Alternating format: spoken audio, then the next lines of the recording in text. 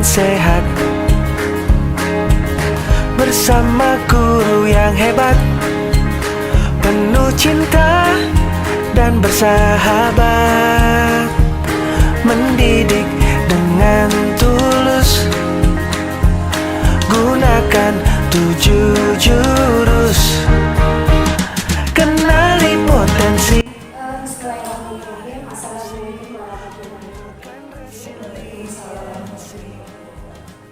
Sebelumnya saya ucapkan terima kasih karena sudah mendengar untuk melakukan ini temanya praktik baik ya, praktik baik dengan promosi guru kita di SMP Negeri Cikonggor. Terima kasih kepada Bapak Asmi Guru BK kelas 7, Ibu Guru BK kelas 8. Alhamdulillah saya senang sekali bahwa pada hari ini saya memang harus melakukan praktik ya, praktik baik, bukan praktik tidak baik. Praktik baik itu yang saya dapatkan selama pelatihan di SMP 1 Mapra, bahwa saya sebagai guru BK yang ditunjuk oleh Dinas Pendidikan bahwa harus memberikan membagi ilmu atau diseminasi kepada guru BK yang ada di SMP Cikonggor. Kemarin itu kami mendapatkan tentang 7 jurus guru BK. Apa 7 jurusnya? Ya, pertama itu kita gali potensi, yang kedua kelola emosi, ketiga tumbuhkan resiliensi, keempat jaga konsentrasi, lima jalin koneksi, 6 bangun kolaborasi, dan terakhir adalah 7 melakukan konsentrasi.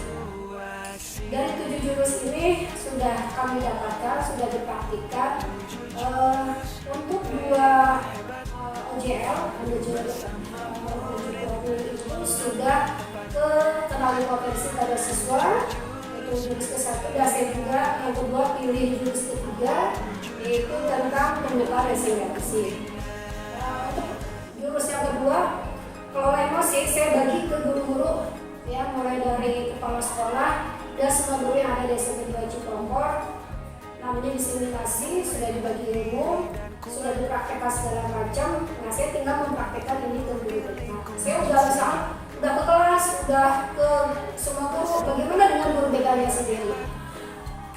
Untuk pertama, mungkin secara teori, jurus pertama itu tentang jurus kenali potensi. Untuk kenali potensi, saya sudah praktik di kelas 9. Ya. Saya meminta siswa untuk membawa HP, untuk mengisi data minat dan bakat. Apa yang dites itu kan tes gaya belajar dan tes kecerdasan metodologis. Walaupun kelas 7 yang tadinya sudah diberikan psikotes, kan sudah ada tes gaya belajar ya. Mereka hanya mendapatkan 1 gaya untuk psikotes, audio, visual, dan kinestetik. Tapi setelah mereka diberikan tes ini, tes gaya belajar, mereka mendapatkan 2. Justru ada yang berubah. Jadi dari anak-anak itu, kok saya ada perubahan, gitu ya. Yang tadinya 1 jadi 2. Misalkan, saya jadi visual kinestetik, saya jadi audio visual, dan macam-macam lah. Tapi apakah kami memang kalian sedang berkembang atau mengadaptasi dari gaya belajar kalian? Untuk kecerdasan majemuk, ada yang interpersonal, ada yang intrapersonal. Lalu saya minta mereka merefleksikan dari apa yang mereka dapatkan dari tes gaya belajar dan tes kecerdasan. Yang dibawa oleh siswa ternyata mereka ternyata saya punya bakat itu, ternyata saya punya kemampuan. Yang saya kira saya nggak bisa apa-apa, ternyata saya mampu. Jadi ada di tes potensi itu anak-anak lebih bersemangat ya. Dengan 7 jurus BK ini sih tidak lepas dari prinsip AKA. Ya, AKA itu aksi, yang kedua refleksi, yang ketiga konseptual, yang keempat adalah aplikasi. Jadi tahapan itu saya berikan ke anak-anak seperti itu.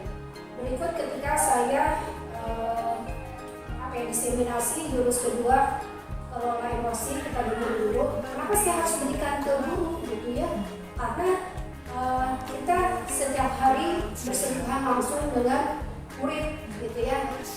Emosi itu kenapa sih? Coba kalau kalian kenali emosi. Saya juga waktu misalkan contohnya bahwa otak kita itu sekepal tangan yang terdiri dari korteks, limbik, dan reptil. Nah, yang dihadapi kita adalah ketika anak memiliki otak reptil. Nah, seperti itu. Berarti mereka harus bisa menguasai reptilnya, jangan sampai dimunculkan. Karena kalau reptil yang dimunculkan berbahaya.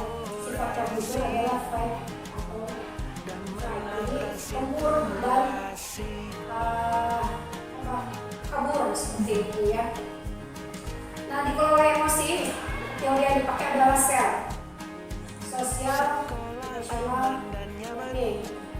Yang terdiri apa saja self awareness, jadi kepedulian dan pemahaman siswa untuk memiliki saya itu emosi seperti itu. Jadi self awareness.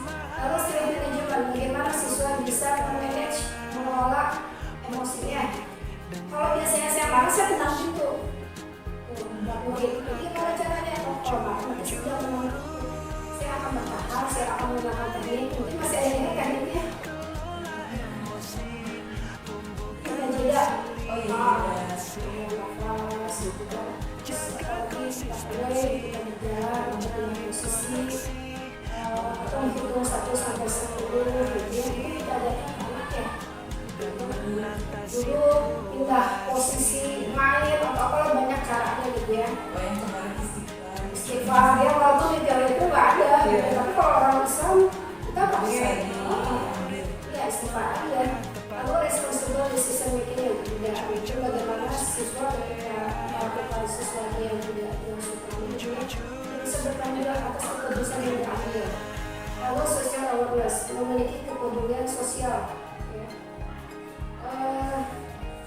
Kita lanjut bagaimana berikutnya emosi itu bisa mempengaruhi suasana belajar. Sering kalau kita dari mahasiswa mungkin berbeda ya, ada yang bad mood kan ya, ada yang bad mood kesini nangis gitu, menceritakan tentang perasaannya, apalah ke belajar mereka gitu ya. Lalu siswa diharap bisa memecahkan masalahnya sendiri. Berikutnya kita ada yang ditanyakan nggak dari 2 jurus ini, dari kenali potensi dan kelola emosi. Ya, kita lihat aja ya. Yang ketiga, jurus tumbuhkan resiliensi. Kemarin ini saya praktekkan di kelas OJL yang kedua yang buat kulit, itu tumbuhkan resiliensi. Apa sih resiliensi itu? Siswa mampu menghadapi tantangan. Lalu siswa mampu menghadapi kegagalan dalam kehidupan sehari-hari dan kegiatan belajarnya. Yang kita hadapi adalah generasi Gen Z, ya. Gen Z. Sedangkan kalau saya mungkin Gen X ya, Bapak Ibu Gen apa? Oh sama ya, sama ya, ada beberapa tahun sama siswa gitu. Jadi Gen Z apa ya? Serba instan, serba yang jadi dia tuh nggak mau susah-susah, nggak mau ribet gitu. Kalau misalnya nggak suka proses, jadi apa-apa tuh pinginnya cepat jadi, nggak mau ada proses yang harus dilalui. Contohnya apa ya? Kalau dalam resiliensi itu berarti daya latih ya. Ketika siswa menghadapi kesulitan, saya mau udahan aja lah, saya mau nggak mau, saya mau mundur aja, saya putus asa. Jadi kita ajarkan siswa. Kamu harus mampu menghadapi berbagai tantangan, contoh belajar. Dia tuh pinginnya lagi ke 1, tapi nggak mau belajar, pingin aja, tapi tidak ada usaha. Lalu ketika ada masalah, bukan dihadapi, ya pingin beres aja. Siapa yang membantu? Orang tua. Saya kadang lebih melihat kehidupan sehari-hari siswa mulai dari tanggung jawab tidak ada gaya latihnya. Contoh, kalau dia ke sekolah, mempersiapkan buku itu siapa? Karena orang tuanya. Aku jauh-jauh hari dari seragam aja. Saya tanya ke anak, siapa sih yang menyiapkan seragam kamu? Siapa sih yang mencuci seragam kamu? Mama saya. Emang kamu nggak bisa? Udah gimana itu bukan tanggung jawab saya. Jadi apa-apa yang mudah itu dilakukan oleh orang tua. Mencuci seragam orang tua. Beresin tempat tidur dia orang tua. Dia apa? Dia sibuk dengan HP. Karena kita bantu siswa untuk bisa menghadapi situasi yang tidak mengenakan. Lalu saya juga menjelaskan tentang apa bedanya fixed mindset dan growth mindset. Kalau fixed mindset itu mereka berpikir tetap begitu aja. Tapi kalau growth mindset itu dia lebih bisa berpikir secara berubah, jadi oke, saya harus mampu menyelesaikan masalah dengan menentukan. Saya nggak bisa, itu kan fixed mindset ya. Tapi kalau growth mindset, saya akan mencoba masalah ini dan menghadapinya secara baik. Lalu yang kedua mungkin kita sering ke siswa itu memberikan ujian, ya, ujian dan dukungan. Kenapa beda? Ternyata ujian itu bisa menghancurkan resiliensi. Karena kita banyak uji. Contoh apa? Akhirnya ke anak ketika diberikan soal, dia akan memilih soal yang mudah. Dia tertarik untuk mengerjakan soal-soal yang sulit. Jadi akhirnya lebih kalau ujian itu justru melemahkan mental beda dengan memberikan dukungan. Itu mungkinnya dalam bahasa sehari-hari. Kalau saya pikir kamu mampu menyelesaikan masalah ini dari soal yang sulit, bisa menghadapi. Ini dukungan ya, tapi bukan kata-kata yang misalkan ujian, kamu pintar, kamu hebat.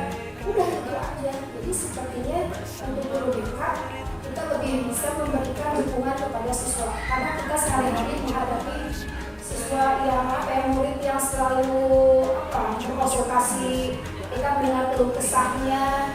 Nah, dari keluh kesahnya kita berikan dukungan. Mungkin itu ada pada sesi konseling ya. Kalau kita banyak memberikan pujian, sepertinya siswa mengalami sifat yang takut gagal. Saya nggak mau gagal, saya takut. Tapi daya lebihnya nggak akan kita olah gitu ya. Lalu yang keempat adalah jurus jaga konsistensi. Di sini tujuannya adalah guru BK membantu murid membentuk kebiasaan positif yang terus berulang, positif. Misalkan kamu bangun pagi, kita sering menemukan siswa yang sering kesiangan ya. Aku bangun jam berapa? Terus saya bangun setengah 6, udah pasti keluar. Berarti sholat subuhnya udah siang ya. Kita membantu siswa untuk membangun kebiasaan positif. Coba kamu buatkan schedule yang mulai dari mau tidur sampai bangun tidur. Ya, guru BK seperti itu kan deh. Yang tujuannya apa? Biar membangun kedisiplinan positif pada diri siswa. Siswa juga bisa bertanggung jawab, bisa memanage waktu yang baik. Kita jaga konsistensi. Kita menjaga bagaimana murid itu bisa konsisten dalam melaksanakan kegiatannya sehari-hari. Kira-kira selain bangun tidur, masalah sama siswa itu biasanya masalah apa ya? Masalah apa? Jadi tidurnya tidur malam. Kalau kita lihat tuh siswa kesini, kenapa sih kamu nggak sekolah? Terus saya bangun kesiangan, saya mau ke sekolah. Pas ditanya bangun jam berapa? Tidur jam berapa? Jam 2. Ngapain aja itu tidur jam 2? Main HP. Nah, dia tidak bisa mengatur pola tidurnya. Tidur hanya 3 jam, dia merasa kurang jam tidurnya. Terus lebih baik menghindar atau beralasan sakit, izin atau apa yang padahal itu sebenarnya bisa. Lalu pembiasaan berbasis kesadaran. Pembiasaan yang kita lakukan dari hari Senin sampai Jumat. Itu disiplin positif juga ya. Hari Senin kita upacara, Selasa kita senam, Rabu kita konsentrasi, Kamis pramuka, Jumat sholat duha. Itu kebiasaan yang sangat baik, yang sangat positif.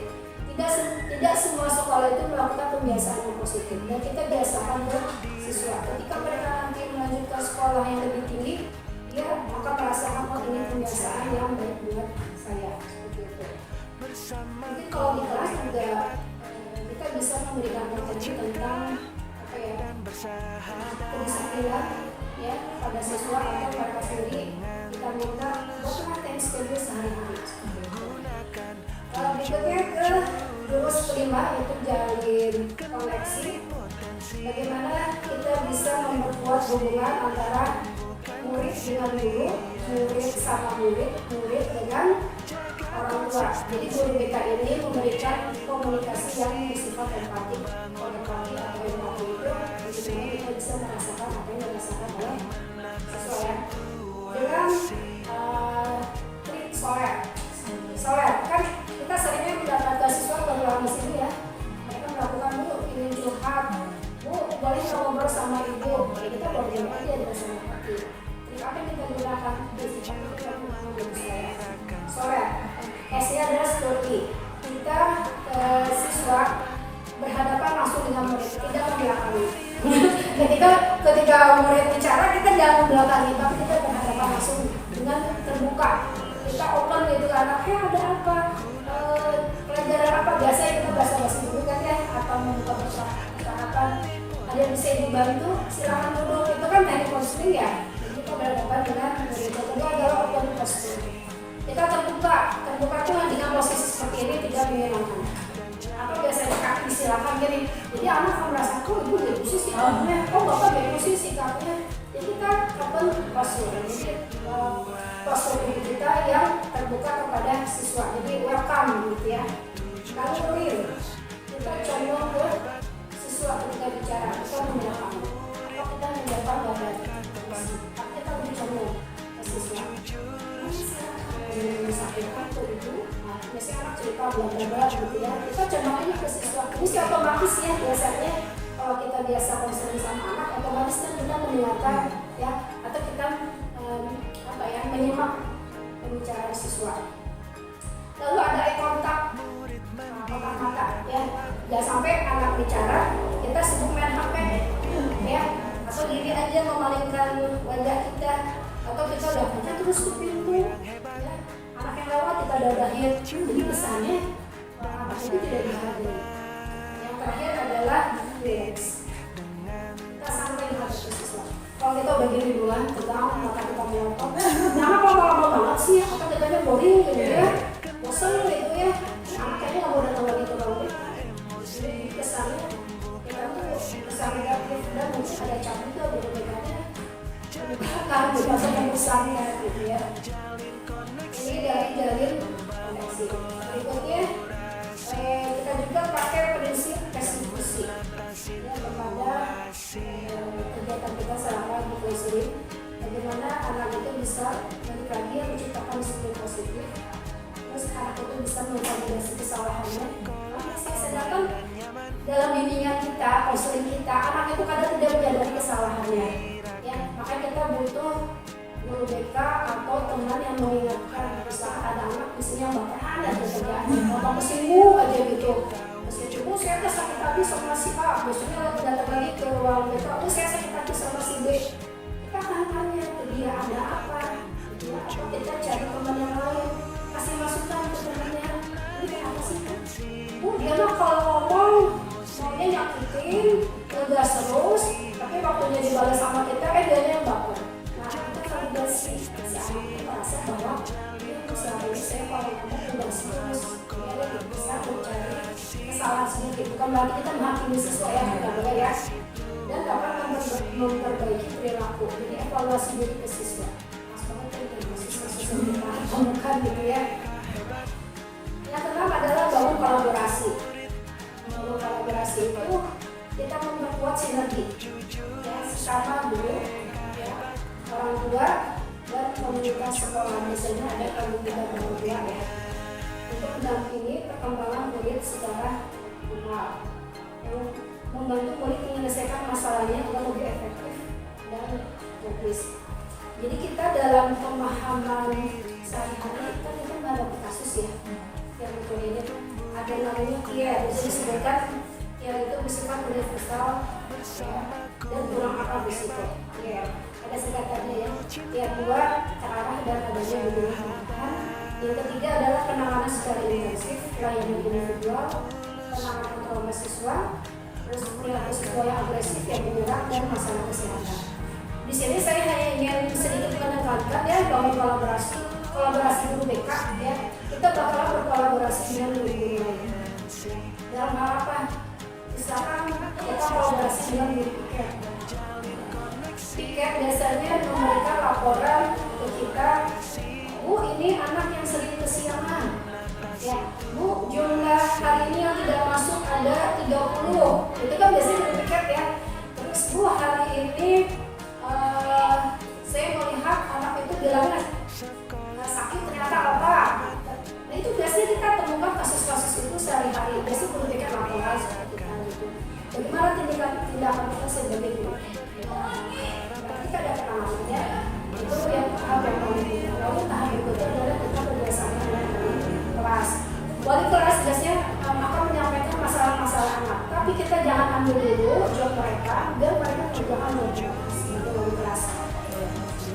kelas dulu, jangan ke kita. Misalkan anak hadir, jangan kita panggil dulu.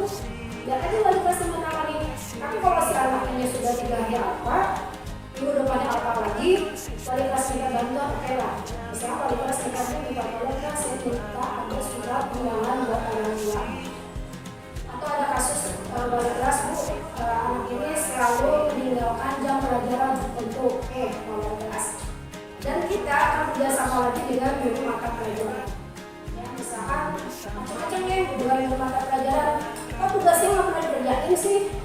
Kan guru mata seperti itu. Kok jam pelajaran saya anak ini selalu kabur? Kita kolaborasi sama guru mata. Berikutnya kita kolaborasi lagi dengan para PKS untuk kepala sekolah, mulai dari sarana. Misalkan barang-barang yang di kelas itu rusak, ya. Oh, pelakunya si A. Pasti kita bantu mereka, ya. Terus dari humas, terus dari kesiswaan. Kalau kesiswaan kayaknya banyak ya, kita kerjasamanya dari berbagai macam kasus dan kurikulum. Jadi kita ada tahapan. Kita jangan melibatkan PKS, ya. Kalau memang tahapannya belum terlalu. Dan kampanye yang paling tinggi dalam kolaborasi itu kita dengan kepala sekolah. Kalau kasusnya ternyata kita tidak mampu, kita tidak sanggup, dalam ini kita kolaborasi dengan sekolah. Pasti kita bantu sama untuk sama-sama memecahkan masalah. Atau kita bisa bekerjasama dengan semua komponen yang ada di sekolah, ya, untuk kolaborasi.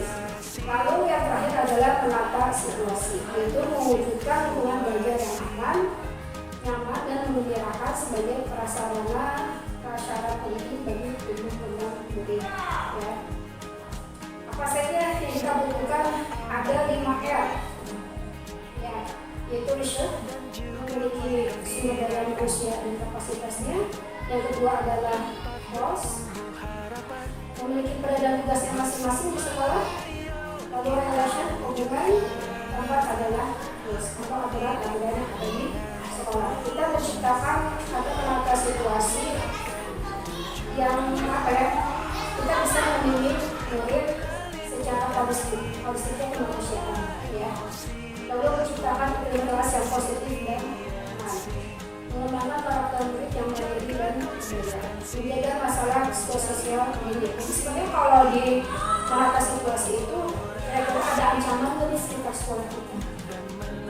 Jadi kalau letak sekolahnya dekat sama sampah, ya, hubungan sampah, kalau itu baunya maju.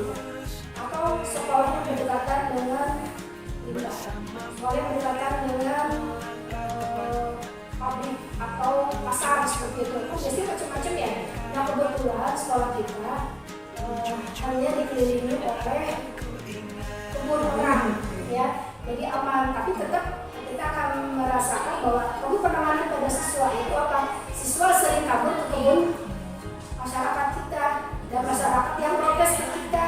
Dan bagaimana tugas kita sebagai guru kita menata situasi gitu, ya. Misalkan anak dianjurkan untuk tidak keluar dari sekolah kemudian tidak mengganggu pekarangan orang lain gitu, ya, atau tidak mengambil hasil panen mereka. Walaupun pada kenyataannya kan kita ada kasus anak pengen buah pisang ambil gitu, ya, atau ada kelapa ambil. Nah, kita bisa mencegah mereka untuk tidak melakukannya. Atau kita lihat situasi jangan seperti itu loh, ya. Lalu sekolah itu sebagai ruang tumbuh bersama yang mendukung kesejahteraan mental dalam perkembangan profesional. Kalau intinya seperti itu. Jadi jurus mereka ini diharapkan kita bisa mengaplikasikan jurus ini ke murid, ya. Bentuknya macam-macam lah. Kadang ketika kita masuk ke kelas kita kasih materi, kita ingatkan, atau ketika kita melakukan counseling, ya pasti itu adalah jurus kita dimasukkan, kita sisihkan seperti itu. Lalu apa sih slogan dari 7 jurus kita hebat itu, yaitu bimbingan yang tepat, bimbingan tepat, generasi. Ya, mungkin itu yang bisa saya sampaikan di kegiatan ini, walaupun hanya sekilas ya, hanya beberapa menit. Semoga ada masukan lah, ya, atau ini bisa diterapkan di kehidupan sehari-hari yang berbeda